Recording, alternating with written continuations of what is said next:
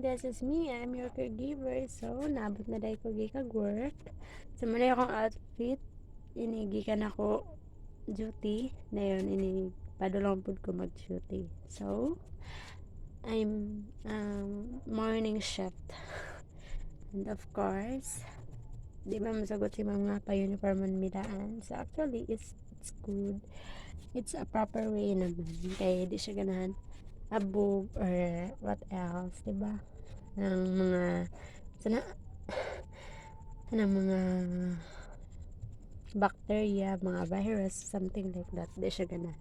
So, muna akong outfit from Ukay and also Ukay. Ito, di ka baklay ko, gikan sa kong nauganan sa jeep.